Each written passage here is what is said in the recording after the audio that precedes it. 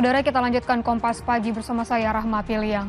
Kejaksaan Agung menetapkan Nadiem Makarim sebagai tersangka kasus pengadaan laptop Chromebook. Nadiem dijerat tersangka dalam perannya sebagai Mendikbudristek. Nadiem ditetapkan sebagai tersangka setelah 3 kali menjalani pemeriksaan sebagai saksi. Nadiem ditahan selama 20 hari ke depan di Rutan Salemba, Kejaksaan Negeri Jakarta Selatan.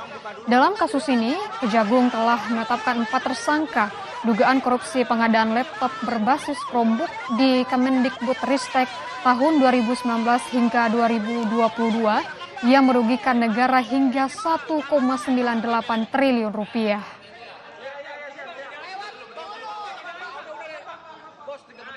Kembali menetapkan 1 orang tersangka dengan inisial NAM selaku Menteri Pendidikan, Kebudayaan, Riset, dan Teknologi Republik Indonesia periode tahun 2019-2024. Tersangka NAM akan dilakukan penahanan di rutan selama 20 hari ke depan. Ditetapkan jadi tersangka, Nadiem menegaskan dirinya tidak melakukan pelanggaran apapun. Di dalam mobil tahanan, Nadiem bilang memasrahkan segalanya pada Tuhan. Kata-kata Pak, keluarga saya dan 4 balita saya. Iya Pak, kata-kata terus Pak. Kuatkan diri. Terus Pak. Kebenaran terus akan ditunjukkan. Ya terus Pak. Ada lagi Pak. Ada lagi Pak. Ada lagi Pak. Ada lagi Pak. Pak Nadiem. Terus Pak. Allah tahu kebenaran. Ya. Bagus.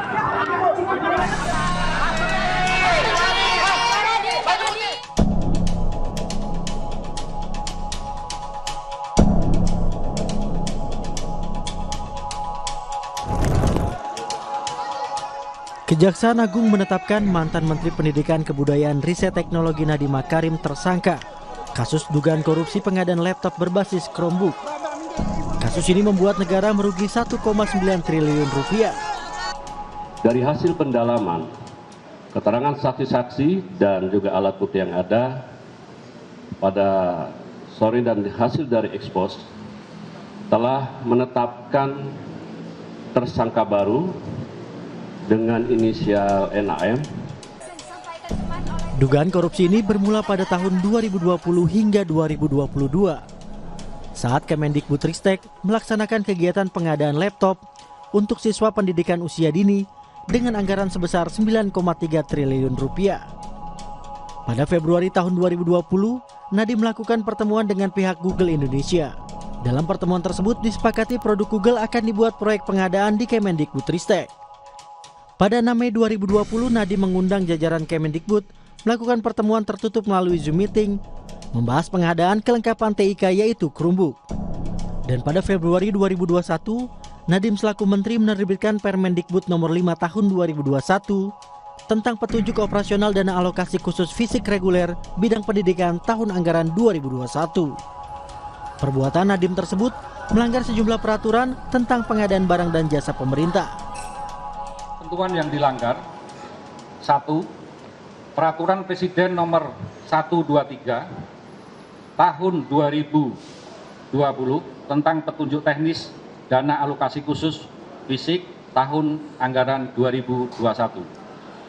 Kedua, Peraturan Presiden nomor 16 tahun 2018 sebagaimana telah diubah dengan Peraturan Presiden nomor 12 tahun 2021 tentang pengadaan barang jasa pemerintah. Ketiga, Peraturan LKPP nomor 7 tahun 2018 sebagaimana telah diubah dengan Peraturan LKPP nomor 11 tahun 2021 tentang pedoman perencanaan pengadaan barang jasa pemerintah. Selain Nadiem, sebelumnya Kejagung juga telah menetapkan 4 orang tersangka dalam kasus korupsi pengadaan laptop Chromebook. Mereka adalah mantan staf sus Mendikbudristek era Nadiem, Juristan, ex-konsultan teknologi di lingkungan Kemendikbudristek Ibrahim Arif, Direktur Jenderal PAUD Pendidikan Dasar dan Pendidikan Menengah Kemendikbudristek tahun 2020 hingga 2021 Mulya Syahda, dan Direktur Sekolah Dasar Kemendikbudristek Sri Wahyuningsih. Usai ditetapkan tersangka, Nadiem Makarim ditahan di Rutan Salemba hingga 20 hari ke depan. Tim Liputan Kompas TV.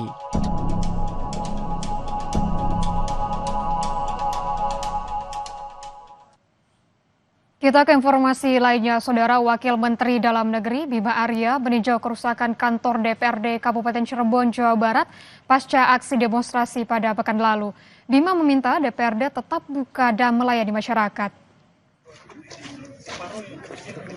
Bima Arya melihat beberapa titik yang hangus dibakar hingga mengalami kerusakan cukup serius, mulai dari pos satpam yang rusak dan hangus dibakar. Bima juga melihat setiap ruang fraksi dan anggota DPRD yang sebagian barangnya hilang dijarah. Bima Arya hanya melihat sampai pintu ruang sidang karena kondisi bagian dalam yang berantakan. Meski gedung dalam kondisi rusak dan dalam proses perbaikan, Bima Arya meminta pelayanan publik harus berjalan. Bagaimana Pak Bupati berkoordinasi dengan Sekwan, dengan Ibu Ketua DPRD, ya bergerak cepat gitu untuk memastikan proses pemulihan ini berjalan dengan cepat. Artinya ada mekanisme penganggaran yang sudah ada, baik melalui pergeseran gitu ya, ataupun hal-hal lainnya terkait dengan pemanfaatan aset dari pemerintah daerah. Menteri Kebudayaan Fadlizon menekankan pentingnya memperkuat budaya sebagai alat pemersatu. Ia mengingatkan akan kemanusiaan di tengah masalah yang terjadi. Hal ini diungkapkan Fadlizon di acara Harmoni Pemajuan Budaya di Gianyar, Bali. Acara ini diisi atraksi budaya, pameran keris hingga sarasehat masyarakat adat untuk memperkuat ekosistem pemajuan kebudayaan melalui kolaborasi seni, penelitian hingga tradisi kuliner. Menbud Fadlizon menyoroti pentingnya memperkuat budaya dalam rangka merawat jati diri bangsa sebagai alat pemersatu dan membangun perdamaian serta pembangunan berkelanjutan. Periode 2025-2030. 2-1. Kita berharap ini bisa terus menjadi bagian dari upaya kita untuk jati diri dan identitas bangsa gitu ya, karena kita punya amanat untuk memajukan kebudayaan nasional Indonesia di tengah peradaban dunia. Dan